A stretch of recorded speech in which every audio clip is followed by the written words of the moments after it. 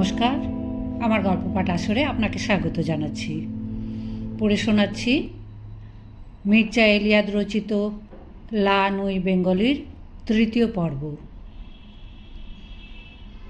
আজ আমি অনেকক্ষণ ধরে ডায়েরির পাতা উল্টালাম। আমার আসামে থাকার দিনগুলোই যা লিখেছিলাম আবার পড়লাম। দৈনন্দিন জীবনযাপনের সংক্ষিপ্ত বিবরণগুলোকে পরম্পরা অনুযায়ী সাজিয়ে নিয়ে পরবর্তীকালে আমার পরিবর্তিত জীবনের সঙ্গে খাপ খাইয়ে নেওয়ার জন্য এটা জরুরি ছিল। কাজে যোগ দিয়েছিলাম অত্যন্ত উৎসাহ আর কৌতূহলী মন নিয়ে। আমি ছিলাম বাস্তবিকই বোধহয় প্রথম পথপ্রদর্শক। জঙ্গলের মধ্য দিয়ে রেলপথ নির্মাণের কাজ আমার মনে হচ্ছিল ভারতবর্ষ সম্পর্কে একটা বই লেখার চেয়ে অনেক জরুরি আর প্রয়োজনীয়। কিন্তু এটাও ঠিক, ওই অতি প্রাচীন প্রায় সভ্যতার প্রথম যুগের অঞ্চলের সঙ্গে আমাদের আধুনিক যন্ত্রপাতির সংঘাত মিলনের ঘটনা যে কোনো ঔপন্যাসিকের বিষয়বস্তু হতে পারত অনায়াসে। আমার কাজের মধ্যে দিয়ে আমি যে ভারতবর্ষকে চিনছিলাম তার সঙ্গে তখনও অবধি আমার পড়া ভারতবর্ষের ওপর লেখা উপন্যাস বা খবরের কাগজের রিপোর্টের কোনো মিল ছিল না। বিষাক্ত গাছপালা, অবিশ্রান্ত বৃষ্টি, মাথার যন্ত্রণার উদ্রেককারী তাপপ্রবাহ ইত্যাদি সঙ্গে নিয়ে আমি বাস করতাম যে আদিবাসীদের সঙ্গে, তারা অনায়াসেই নৃতত্ত্ববিদদের আকর্ষণীয় বিষয়বস্তু হতে পারত। ওই ফার্ন লতাগুল্ম আচ্ছন্ন জায়গায় যারা থাকতো তারা ছিল একাধারে সরল এবং নিষ্ঠুর। চেষ্টা করতে কসুর করিনি ওদের মধ্যে সভ্যতার প্রাণ সঞ্চার করতে। ওদের নীতিবোধ, শিল্পবোধ বোঝার চেষ্টা করলাম। সংগ্রহ করতে শুরু করলাম ওদের লোকগাথা, বংশপরিচয়ের ইতিহাস। ছবিও তুললাম অসংখ্য। কিন্তু অদ্ভুত ব্যাপার, যতই আমি ওই প্রায় অসভ্য মানুষদের ভেতরে প্রবেশ করছিলাম ততই আমার মর্যাদাবোধ, অহংকার প্রখর হচ্ছিল। এতদিন এগুলো কোথায় ছিল? এমনকি আমার মনে এরকম কিছু থাকতে পারে বলেও আমার ধারণা ছিল না। কিন্তু ওই জঙ্গলে সত্যি সত্যিই আমি ছিলাম সৎ আর আমার রিপু দমন করার ব্যাপারে অনেক বেশি সক্ষম। কিন্তু বৃষ্টি, রাতের পর রাত অনিদ্রার শিকার হয়ে আমি শুনতাম ছাদের ওপর বৃষ্টির অবিরাম ছন্দ, অবিস্মরণীয় সেই শব্দ। মুষলধারে সেই বৃষ্টি দিনের পর দিন চলত। ছেদ পড়তো হয়তো মাত্র কয়েক ঘন্টার জন্য, কিন্তু তখনও একটা কুয়াশার মতো পরিবেশে ঝিরঝির করে তার রেস চলত। সেই সূক্ষ্ম বৃষ্টির কণাগুলো ছিল বরফের মতো ঠান্ডা কনকনে। তার মধ্য দিয়ে যখন আমি হেঁটে যেতাম অদ্ভুত এক তীব্র বুনো সুবাস মস্তিষ্ক আচ্ছন্ন করে দিত। বিকেলে হয় আমার বাংলোর বারান্দায় পায়চারি করতাম, নয়তো নিরালা নির্জন শোবার ঘরে বসে স্যাঁতস্যাঁতে তামাক পাইপে পুড়ে ধূমপানের চেষ্টা করতাম। মাঝে মাঝে এই জীবন অসহ্য মনে হতো। এক তীব্র অস্থিরতা শরীর মন জুড়ে বিদ্রোহ জানাতো। ছটফট করতাম, ঘুষি পাকিয়ে বারান্দার থামে আঘাত করতাম, চিৎকার করে উঠতাম। বৃষ্টির মধ্যেই নিরুদ্দেশের পথে বেরিয়ে পড়তাম কোনো এক অজানা দেশের সন্ধানে, যেখানে আকাশ অনন্তকাল ধরে মুষলধারে বৃষ্টিপাত করে না বা ভিজে স্যাঁতস্যাঁতে উঁচু ঘাসের জঙ্গল নেই। ভীষণ মনে পড়ত তমলুকের কথা। সেই সমতল ভূমি, লবণাক্ত বাতাসের ঝাপটা, মরুভূমির মতো শুষ্ক বাতাস, এখানকার পরিবেশ, জঞ্জাল, পচা গন্ধ আমাকে পাগল করে দিচ্ছিল। বাংলোয় আমি ছাড়া আর থাকতো আমার 3 জন চাকর আর বাংলোর মালিক। কদাচিৎ কোনো বিদেশি আসতো, পাট চাষের পর্যবেক্ষক, মহকুমার কোনো ইংরেজ সরকারি কর্মচারী অথবা চীন যাত্রী কোনো চা ব্যবসায়ী। সে সময় আমরা একসঙ্গে বসে হুইস্কি খেতাম। অন্যান্য দিন কাজ থেকে ফিরে এসে স্নানের পর আমি একাই মদ্যপান করতাম। মদ খেতে খেতে এমন একটা অবস্থায় পৌঁছতাম যখন নিজের অস্তিত্বের কোনো অনুভূতি আর আমার থাকতো না। তখন আমার গায়ে আঁচড় কাটলেও আমি কোনো কষ্ট অনুভব করতাম না। শ্বাস প্রশ্বাসের একটা জ্বালা অনুভব করতাম। চেয়ার ছেড়ে উঠে দাঁড়ালেই মাথা ঘুরে যেত।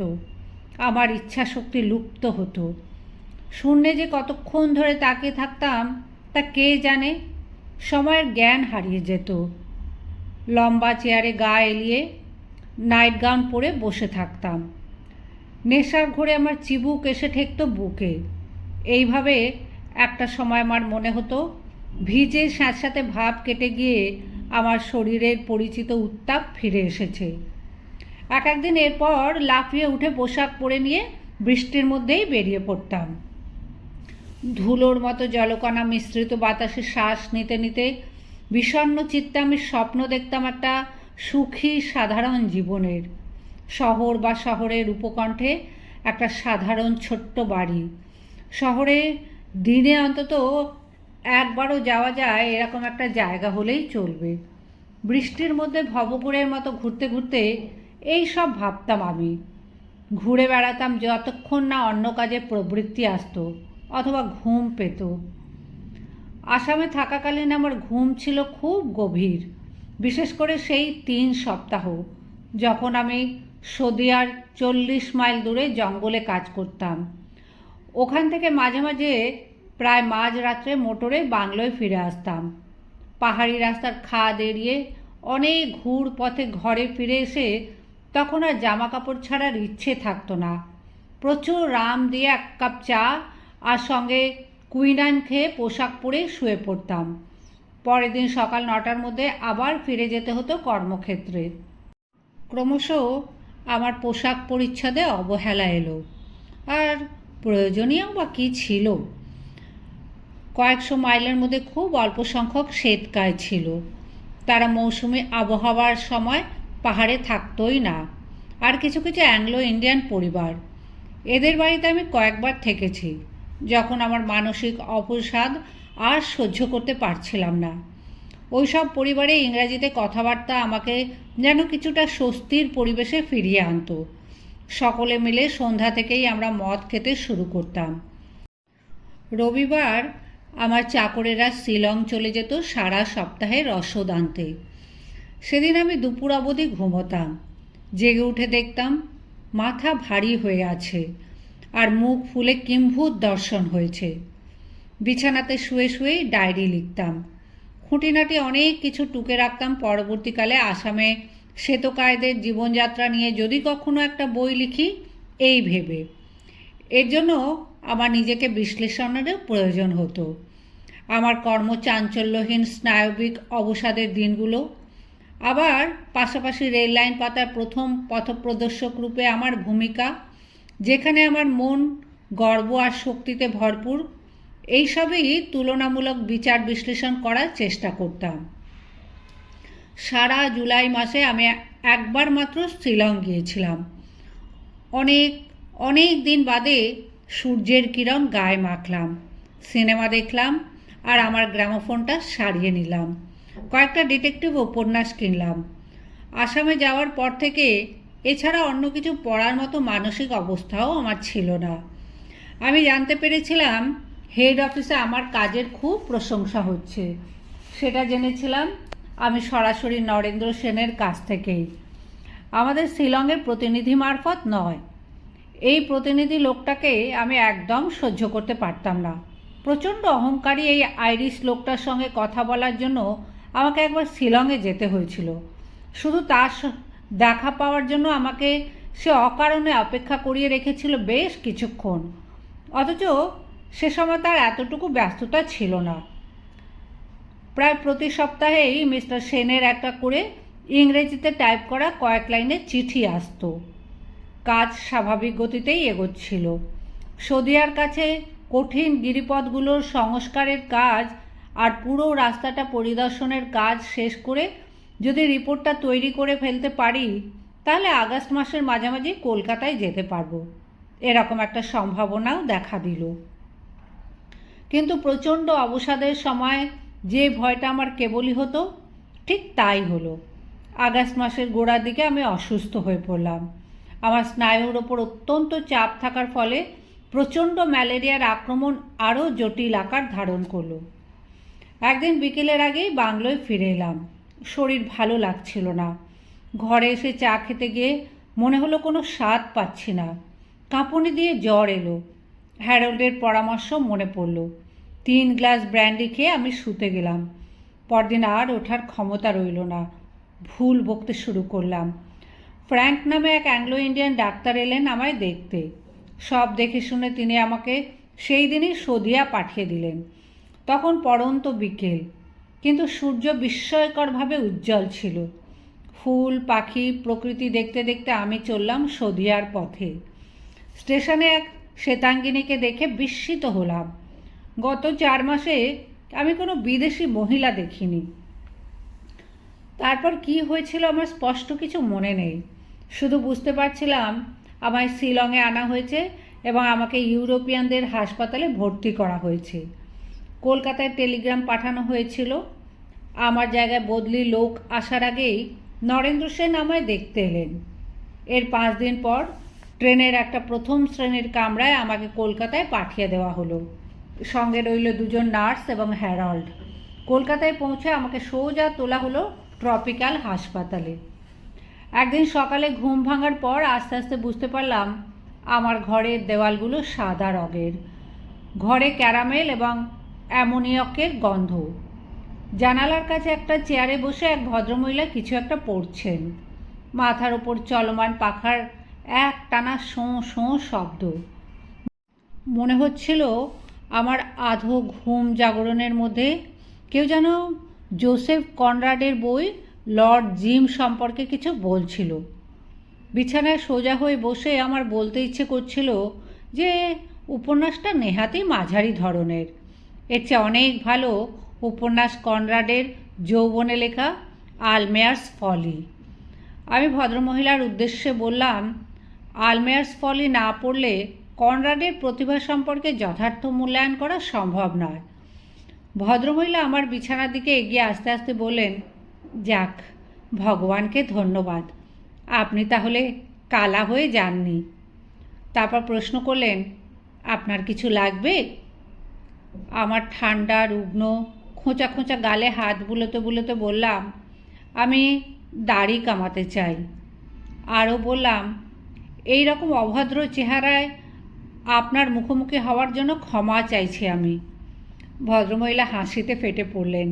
তারপর বললেন, যাক, আপনার জ্ঞান ফিরে এসেছে তাহলে। আমরা তো বলতে গেলে ক্রমশ হতাশই হয়ে পড়ছিলাম। এখন মিস্টার হ্যারল্ড কারকে টেলিফোন করতে হবে। উনি রোজ আপনার খবর নিতে আসেন।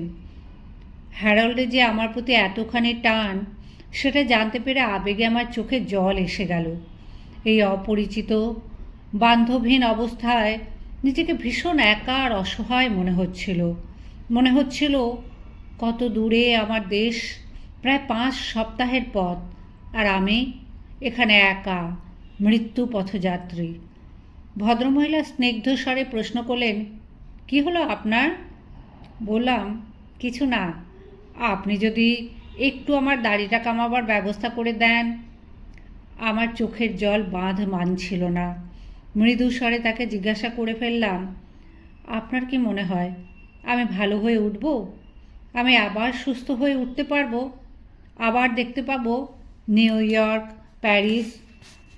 তার উত্তরটা আমার মনে পড়ছে না, কিন্তু সেই দিনটা আমার স্মৃতিতে অম্লান হয়ে আছে। এরপরেই আমায় দেখতে এলেন কয়েকজন ইউরোপিয়ান ডাক্তার। তারা চলে যাবার কয়েক মিনিট পরেই হ্যারল্ড এসে আমার করমর্দন করলো। তারপর অনর্গল বকে যেতে লাগলো। কলকাতার নানা রকম খবরাখবর দিয়ে গার্তির এখন প্রেমের খেলা চলছে মিডল ব্যাংকের এক ম্যানেজারের সঙ্গে। গার্তি এখন সিনেমা যায় 3.5 টাকার টিকিটে। বিয়ের পর নরিনকে দেখতে কুৎসিত হয়ে গেছে। আমার শোবার ঘরে এখন একটা অ্যাংলো ইন্ডিয়ান পরিবার বাস করছে, আর হ্যারল্ড নিজে কিন্তু যুবকই আছে। এখনও বিকেলের দিকে স্কুলের মেয়েদের ধরে নিজের ঘরে নিয়ে আসে, আর আসন্ন প্রসবা স্ত্রীর সামনেই নোংরামি করে। স্ত্রীর চিৎকার চেঁচামেচি সে কানেই তোলে না, ইত্যাদি ইত্যাদি। আমরা যখন এই ধরনের বাজে কথাবার্তায় মগ্ন ছিলাম, তখন মিস্টার সেন ঘরে ঢুকলেন। তিনি পরম আন্তরিকতায় আমার হাত দুটো চেপে ধরলেন এবং আমার কপালে হাত বুলিয়ে দিলেন। আমি ওকে হ্যারাল্ডের সঙ্গে পরিচয় করিয়ে দিলাম। হ্যারাল্ড যে ভাষায় মিস্টার সেনকে সম্ভাষণ করলো তা খুব ভদ্র ও মার্জিত ছিল না। বুঝতে পারছিলাম মিস্টার সেন হ্যারাল্ডের উপস্থিতিতে বিব্রত বোধ করছিলেন। মিস্টার সেন বললেন, অ্যালেন, তুমি অত্যন্ত পরিশ্রমের ফলে অসুস্থ হয়ে পড়েছ। চিন্তা করো না, ভালো হয়ে যাবে। অন্যান্য সব ব্যবস্থা আমি করে রেখেছি। পরের দিন অফিস ছুটির পর তিনি আবার আসবেন এই প্রতিশ্রুতি দিয়ে মিস্টার সেন বিদায় নিলেন। মিস্টার সেন বিদায় নেবার সঙ্গে সঙ্গে হ্যারাল্ড আমাকে বলল, এই জাতীয় লোক সম্পর্কে খুব সাবধান থাকবি অ্যালেন। উনি তোর ওপর এত সহানুভূতি দেখাতে শুরু করলেন কেন? তোর সঙ্গে ওর মেয়ের বিয়ে দেবেন নাকি? লজ্জায় লাল হয়ে কপট রাগ দেখিয়ে আমি বললাম, উল্টোপাল্টা অযৌক্তিক কথা বলিস না তো। অনেক দিন পর মৈত্রের মুখটা আবার আমার চোখের সামনে ভেসে উঠল, কিন্তু এ এক অন্য মৈত্রেয়ী। মিসেস সেনের মুখের সঙ্গে যেন এ মুখের সাদৃশ্য অনেক বেশি। পানের রসে লাল টুকটুকে ঠোঁট, ঘাড়ের ওপর কালো চুলের খোপা, মুখে মৃদু হাসিতে প্রচ্ছন্ন ব্যঙ্গ নিয়ে আরও সজীব। বেশ কিছুক্ষণ ওর রূপের ধ্যান করলাম আমি। মৈত্রেয়ীকে অনেক দিন না দেখতে পাওয়ার বেদনা, শীঘ্রই আবার তাকে দেখতে পাওয়ার আশা ও আনন্দ, আবার কথা বলার সময় যে অস্বস্তি হবে, এসবের মিশ্র প্রতিক্রিয়া আমার মন ছুঁয়ে গেল। এই সময় হ্যারল্ডের উপস্থিতি আমার শুধু বিরক্তিকর নয়, অসহ্য মনে হচ্ছিল। জানি না কী করে সেই আশ্চর্য অনুভূতির ব্যাখ্যা করব। মৈত্রেয়ীর প্রতি আমার কোনো বিশেষ শ্রদ্ধার ভাব বা ভালোবাসা কিছুই ছিল না। আমি তাকে দেখেছিলাম খুবই সাধারণ একজন অহংকারী বাঙালি মেয়ে হিসেবেই। সে ছিল এমন অদ্ভুত প্রকৃতির এক নারী যে একাধারে শ্বেতকায়দের ঘৃণা করত, আবার তাদের প্রতি আকৃষ্টও হতো। হ্যারাল্ড আমাকে যা বলে গিয়েছিল সেসব শুনে আমার আনন্দ হবার মতো কিছু ছিল না। সে চলে যাক, এটাই আমি চাইছিলাম। একদিনে পরপর অনেক কিছুই ঘটে গেল, অনেক কিছুই জানলাম আর অনুভব করলাম। একটু সুস্থ হওয়া আমার শরীর এবং মনে মৈত্রেয়ীর আবির্ভাব সেই মুহূর্তে আমার যেন কিছু একটা অস্বস্তিতে ফেলছিল। বুঝতে পারছিলাম তার বাস্তব শারীরিক উপস্থিতি নতুন কোনো সমস্যার সৃষ্টি করলেও করতে পারে। ভারতবর্ষে আসার পর আমি কখনো অসুস্থ হইনি, আর এত দীর্ঘকালীন অসুস্থতার স্মৃতিও আমার নেই। ইচ্ছে করতো বিছানা থেকে নেমে জামা কাপড় পরে কলকাতার রাস্তায় বেরিয়ে পড়ি। শহরের আলো আমার স্মৃতি আর বেদনা নতুন করে জাগিয়ে তুলছিল। ইচ্ছে করতো চায়না টাউনে গিয়ে চাউ খাই। চাউয়ের পেঁয়াজ, নুডলস, ডিমের কুসুম, বাগদা চিংড়ির গন্ধ ও স্বাদ সব যেন আমি অনুভব করতে পারছিলাম। ইচ্ছে করছিল ফেরার পথে ফিরপোয়ে নেমে জাজ শুনতে শুনতে একটা ককটেল খাই। হাসপাতালের বিস্বাদ খাবার আমাকে পাগল করে দিচ্ছিল। ধূমপান করাও নিষেধ ছিল। পরদিন আমাকে দেখতে এলো আমার দুই বান্ধবী, গার্তি আর ক্লারা। ওরা আমার জন্য প্রচুর চকোলেট, সিগারেট আর ফল নিয়ে এসেছিল। আমি কেবল ওদের বলেছিলাম এখান থেকে পালাতে চাই, স্বাধীনতা চাই। এমন সময় হ্যারল্ড এসে পড়ল। সে আমার যেদিন ছুটি হবে সে রাত্রে পার্টি দেবার পরিকল্পনা শুরু করে দিল। শুধু পার্টিই হবে না, সঙ্গে থাকবে লেক ভ্রমণ। অনুষ্ঠানে যাতে কোনো খুঁত না থাকে তার জন্য গার্তি তখনই কাগজ পেন্সিল জোগাড় করে নিমন্ত্রিতদের তালিকা তৈরি করতে লেগে গেল। তালিকা থেকে 2 সিম্পসন বাদ যাবে এটাও ওরা ঠিক করে ফেলল, কারণ নরিনের বাগদান অনুষ্ঠানের সময় গার্তি দেখতে পেয়ে গিয়েছিল যে ইসাক ঘরের কোণে লুকে লুকে হুইস্কি খায় আর জেরাল্ড সিগারেট চুরি করে। ক্যাথরিনকে অবশ্য নিমন্ত্রণ করতেই হবে, কারণ সে নাকি আমার অসুখের কথা শুনে দারুণ দুঃখ প্রকাশ করেছে আর মাঝে মাঝে আমার খবর নিয়েছে। হুবার ভাইরা আর সুন্দরী আইভির ব্যাপারে পরে সিদ্ধান্ত নেওয়া হবে, এই রকমই ঠিক করা হলো। বাদবাকি নিমন্ত্রিতদের ব্যাপারে সবাই একমত হলো। গার্তি বেশি কথা বলছিল এবং আমার হয়েই সব সিদ্ধান্ত নিচ্ছিল। তার কথা শুনে হাসবো না কাঁদবো বুঝে উঠতে পারছিলাম না। আমার মন এখানে ছিল না। গার্ডদের মুখ থেকে আমার দৃষ্টি সরে গিয়ে প্রায় শূন্যে নিরুদ্দেশ হয়ে যাচ্ছিল। এমন সময় নার্স এসে খবর দিল মিস্টার সেন আসছেন। আমি পড়লাম মহা ঝঞ্ঝাটে। যখন কোনো সম্মানীয় ভারতীয়কে অ্যাংলো ইন্ডিয়ান যুবক যুবতীদের সামনে আমায় দেখা করতে হতো, তখন একটা অস্বস্তি আমি অনুভব করতামই। গার্ডটি আর ক্লারা কৌতূহলী চোখ নিয়ে দরজার দিকে তাকালো। প্রথমে ঘরে প্রবেশ করলেন নরেন্দ্র সেন, মুখে স্মিত হাসি নিয়ে। তারপরেই এলো মৈত্রেয়ী। লঘু এবং ক্ষিপ্র ছিল তার পদক্ষেপ। আমার মনে হলো আমার হৃদস্পন্দন থেমে গেল। মনে পড়ল যে আজ আমি দাড়ি কামাইনি, যে নাইট গাউনটা পরে আছি তা আমার নয়, এবং ওটা আমাকে একেবারেই মানাচ্ছে না। নিজেকে হাস্যকর একটা জীব বলে মনে হচ্ছিল। মিস্টার সেনের সঙ্গে করমর্দন করলাম একটু কষ্টের ভান করে, যাতে নিজের অপ্রতিভ ভাবটা একটু ঢাকতে পারি। তারপর আমি মৈত্রেয়ীকে নমস্কার জানাবার জন্য কপালে হাত ঠেকালাম। এই কপট গাম্ভীর্য আনতে গিয়ে আমার বন্ধুদের সঙ্গে পরিচিত করিয়ে দেওয়ার পর সে অত্যন্ত স্বাভাবিক সপ্রতিভতার সঙ্গে তাদের করমর্দন করলো আর জিজ্ঞাসা করলো, how do you do? Mister Sen হাসতে হাসতে বললেন, আমার মেয়ে দুটো পাশ্চাত্য রীতিতে ভব্যতা প্রকাশ করার ধারাটা ভালোই রপ্ত করেছে। তিনি সর্বক্ষণ গার্ডটিকে লক্ষ্য করছিলেন এবং বিশেষ করে খেয়াল করছিলেন তার সূক্ষ্ম মতামতের সময় গার্ডটির প্রতিক্রিয়া। আমি যেন এক আগ্নেয়গিরির ওপরে বসেছিলাম। একদিকে আমার দুই বান্ধবী আর হ্যারল্ড নিজেদের মধ্যে বকবক করে চলেছিল, আর অন্যদিকে ঘরে উপস্থিত মিস্টার সেন তার মেয়েকে বাংলায় কিছু বলছিলেন। মৈত্রেয়ী আগ্রহ ভরে চারদিকে দেখছিল, কিন্তু তার দৃষ্টিতে ছিল তাচ্ছিল্য আর ব্যঙ্গ। যতবারই মৈত্রেয়ী কোনো আলোচনায় যোগ দিচ্ছিল, ততবারই তার ঠোঁটে ছিল একটা মৃদু হাসি, যাতে ব্যঙ্গ আর সূক্ষ্ম পরিহাস মিশেছিল। আমি মৈত্রেয়ীর মতো কোনো সরল মেয়ের মুখে এ জিনিস আশা করিনি। আমার অপরিচ্ছন্ন চেহারার জন্য নিজের উপর আমার রাগ হচ্ছিল। একসঙ্গে গার্ডটি, ক্লারা, হ্যারল্ড আর মিস্টার সেনদের উপস্থিতি আমার কাছে যথেষ্ট উদ্বেগের কারণ হয়ে দাঁড়িয়েছিল। মনে মনে ভাবছিলাম মৈত্রেয়ীর মধ্যে মুগ্ধ হওয়ার মতো কিছুই নেই।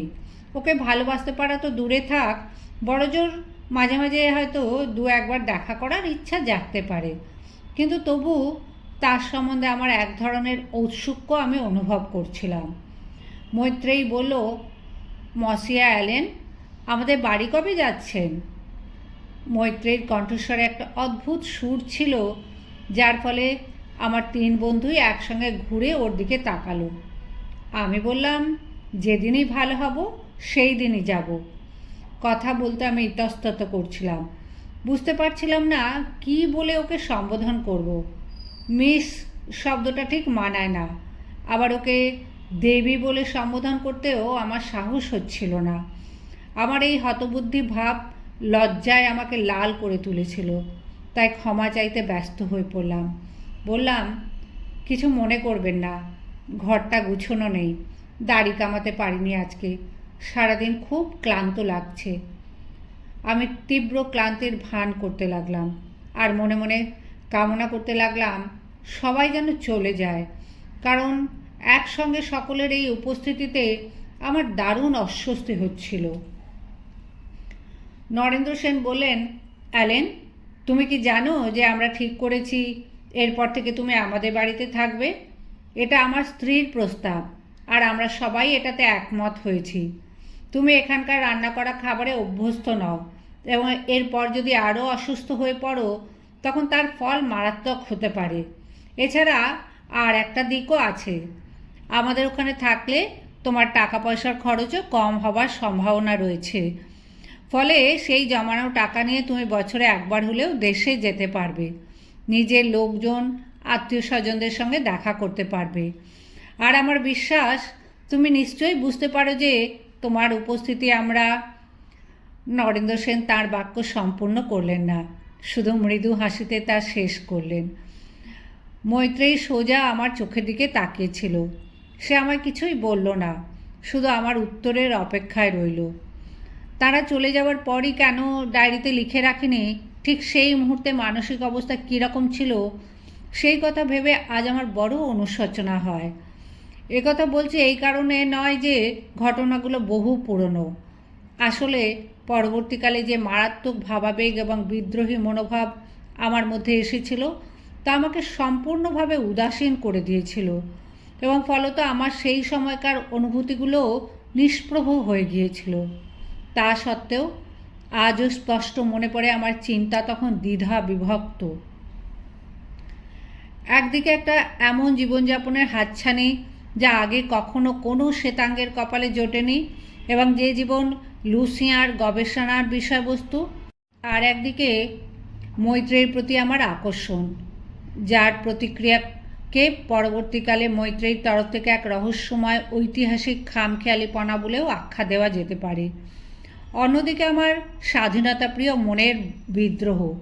মনে হচ্ছিল ওখানে থাকলে আমার সমস্ত স্বাধীনতা খর্ব হবে।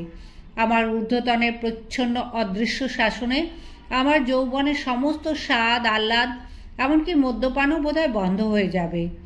আর সিনেমা দেখার ব্যাপারেও বোধহয় তা সপ্তাহে একটাতে নেমে আসবে। এই দুটো বোধই আমাকে এত তীব্রভাবে আক্রমণ করেছিল যে কোনটাকে প্রাধান্য দেব বুঝে উঠতে পারছিলাম না। কিন্তু উত্তর তো একটা সময় দিতেই হবেই। তাই আমি বলে ফেললাম, মিস্টার সেন, আপনার কাছে আমার ঋণের শেষ নেই। আমার ভয় হচ্ছে আমি না আপনাকে অসুবিধায় ফেলি। বলতে গিয়ে কথাগুলো আমার মুখে একটু জড়িয়ে যাচ্ছিল। তাকিয়ে তাকিয়ে দেখছিলাম ওই দুটি মেয়ে, গার্তি আর মৈত্রেয়ীর মুখের দিকে। বুঝতে পারছিলাম যে তারা দুজনে আমাকে নরেন্দ্র সেনের খাঁচায় পোড়া ব্যবস্থার প্রস্তাবটা বেশ মজা পাচ্ছিলেন। মিস্টার সেন আর মৈত্রেয়ী আমার বিছানার কাছেই দাঁড়িয়েছিলেন, অন্যরা ছিল জানালার কাছে। নরেন্দ্র সেন হেসে বললেন, বোকার মতো কথা বলো না। আমার বাড়ির একতলার লাইব্রেরির পাশেই কয়েকটা ঘর খালি পড়ে রয়েছে, অসুবিধা আবার কি হবে? তাছাড়া তুমি থাকলে আমার পরিবারের মধ্যে কিছুটা ইউরোপিয়ান সভ্যতাও তো ঢুকবে। আমি মনে মনে ভাবছিলাম শেষ কথাগুলো কি মিস্টার সেন ঠাট্টা করে বললেন, কিন্তু গার্তি আমার চিন্তাসূত্র ছিন্ন করে দিল। আগেই আমরা বন্ধুরা নিজেরা কথা বলে ঠিক করে নিয়েছিলাম যে মিস্টার সেন বা তার সুন্দরী মেয়েরা যদি এই ধরনের কোনো বিপদে ফেলেন তখন গার্তি আমায় জিজ্ঞাসা করবে, অ্যালেন, তোমার প্রেমিকার খবর কি? নরিন ইসাবেল বা লিলিয়ান, যারই নাম প্রথমে মাথায় আসবে তারই নাম জিজ্ঞাসা করলেই হবে। মিস্টার সেনের সঙ্গে কথা বলতে বলতে গার্তির সঙ্গে আমার চুক্তির কথা ভুলে গিয়েছিলাম, কিন্তু গার্তির মনে পড়ল এবং ঠিক সময়ে সে সেই প্রশ্নটা আমার দিকে ছুঁড়ে দিল। মিস্টার সেন প্রশ্নটা শুনেই কেমন অপ্রস্তুত হয়ে গেলেন। মৈত্রেয়ী প্রশ্নকর্ত্রীকে দেখার জন্য মাথা ঘোরালো। উত্তরের অপেক্ষা না করেই গার্তি বলেই চলল, যাও যাও, অত সাধু সাজার কি আছে? বাড়ি ছাড়ার আগে তোমাকে ওর মতামত নিতে হবে তো। কি মিস্টার সেন, ঠিক বলিনি? মিস্টার সেন গম্ভীর মুখে বলেন, হ্যাঁ, তা তো বটেই। মৈত্রেয়ী দারুণ অবাক হয়ে গার্তিকে দেখছিল। তারপর সে সোজা তার বাবার চোখে চোখ রাখল। ব্যাপারটা চাপা দেবার জন্য মিস্টার সেন তাড়াতাড়ি বলে উঠলেন, অ্যালেন, তোমার পড়ার জন্য বই এনেছি। আমার মেয়ে পছন্দ করেছে, আউট অফ দ্য ইস্ট। বইটা ওর খুব ইচ্ছে ছিল তোমাকে পড়ে শোনাবে, কিন্তু আজ তো অনেক দেরি হয়ে গেল। মৈত্রেয়ী বলল, বাবা, আমি তো ভালো ইংরেজি পড়তে পারি না। এদিকে গার্তি তার প্রথম প্রচেষ্টা বিফলে গেছে দেখে বলে উঠল, কিন্তু অ্যালেন, তোমার প্রেমিকার ব্যাপারে কিছু বললে না তো? তাকে থামাবার জন্য আমি চিৎকার করে বললাম, আমার কোনো প্রেমিকা নেই। শুনে গার্তি নিচু গলায় মিস্টার সেনের কানে কানে বলেছিল, ও মিথ্যে কথা বলছে, আসলে ও একটা পাক্কা লম্পট। সে একটা চমকপ্রদ দৃশ্যের সৃষ্টি হলো বটে। হতভম্ব লজ্জিত মিস্টার সেন মৈত্রেয়ীর দিকে তাকালেন। হ্যারল্ডের হাবভাব দেখে মনে হলো তারা ভাবছে তারা জিতে গেছে। জানালার পাশ থেকে সে তাই আমায় বিজয় সংকেত করছিল। ওই রকম একটা পরিস্থিতিতে আমার অবস্থাটা সহজেই অনুমেয়। আর আমি তখন মনে মনে প্রার্থনা করছিলাম একটা অলৌকিক কিছু ঘটুক, যাতে সব কিছু মিটমাট হয়ে যায়। নিজেকে আড়াল করার জন্য যন্ত্রণার ভান করে দুহাত দিয়ে কপাল ঘষতে লাগলাম। মিস্টার সেন বললেন, আমরা চলি অ্যালেন, তোমার এখন বিশ্রাম নেওয়া উচিত। মিস্টার সেন আমার করমর্দন করলেন। আমিও চললাম বলে হ্যারল্ড মিস্টার সেন ও তাঁর কন্যার কাছ থেকে বিদায় নিল, কোনো সৌজন্য প্রকাশ না করে। হ্যারল্ড এবং মিস্টার সেনরা বেরিয়ে যাওয়া মাত্রই গার্তি আর ক্লারা হাসিতে ফেটে পড়ল। গার্তি বলল, অ্যালেন, দেখলে কেমন হারিয়ে দিলাম? ক্লারা মন্তব্য করল, ও কিন্তু দেখতে খারাপ নয়, শুধু নিগারদের মতো। এই যা, ও মাথার চুলে ওগুলো কি পড়েছে অ্যালেন? পুনরায় আমার পুরনো মানসিকতা চাড়া দিয়ে উঠল। বিশ্বাস না থাকলেও মন্তব্যগুলো আনন্দ সহকারেই শুনতে লাগলাম। এমনকি মিস্টার সেনদের বিরুদ্ধে মন্তব্যেও আমি যোগ দিলাম। গার্তি পুরনো কথায় ফিরে গেল, বলল, নাও তালিকাটা শেষবারের মতো দেখে নেওয়া যাক। আমার মনে হয় হুবার ভাইদেরও নিমন্ত্রণ করলে ভালো হয়। বড় ভাই ডেভিডের গাড়িটা তাহলে পাওয়া যেতে পারে। আর অ্যালেন, আমার উপস্থিত বুদ্ধির একটু প্রশংসা করো। কীরকম বাঁচিয়ে দিলাম তোমাকে বলো।